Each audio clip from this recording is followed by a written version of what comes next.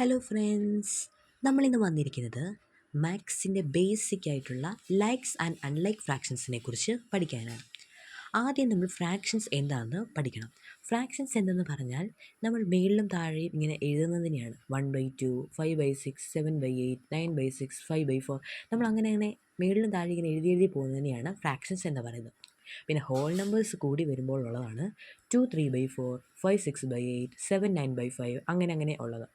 ഈ മുകളിൽ കാണുന്നതിനെ നമ്മൾ ന്യൂമറേറ്റർ എന്നും അടിയിൽ കാണുന്നതിനെ ഡിനോമിനേറ്റർ എന്നുമാണ് നമ്മൾ പറയാറ്. ലൈക്ക് ഫ്രാക്ഷൻ എന്താണെന്ന് പറഞ്ഞാൽ ഈ ഡിനോമിനേറ്റേഴ്സ് സെയിം നമ്പർ ആവുന്നതിനെയാണ് ലൈക്ക് ഫ്രാക്ഷൻ എന്ന് പറയുന്നത്. 5/6, 8/6, 9/6, 4/6 ഇവിടെ അടിയിലെല്ലാം 6 തന്നെയാണ്. അതെല്ലാം സെയിം അല്ലേ? ആ സെയിം ആയിട്ടുള്ള ഡിനോമിനേറ്റേഴ്സ് സെയിം ആകുന്നതിനെ ലൈക്ക് ഫ്രാക്ഷനും അൺലൈക്ക് ഫ്രാക്ഷൻസ് ഡിനോമിനേറ്റേഴ്സ് ഡിഫറെൻ്റ് ആവുന്നതിനെയാണ് അൺലൈക്ക് ഫ്രാക്ഷൻ എന്ന് പറയുന്നത്. 6/8, 5/6, 4/9, 5/4 ഇവിടെ എല്ലാം ഡിനോമിനേറ്റേഴ്സ് ഡിഫറെൻ്റ് ആണ്.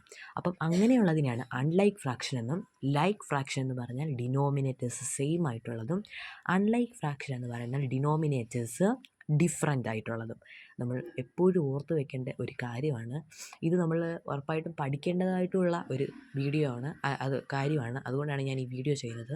ഇനി നിങ്ങൾക്ക് എന്തൊക്കെ പഠിക്കണം എന്ന് കമൻറ്റ് ചെയ്യുക താഴെ.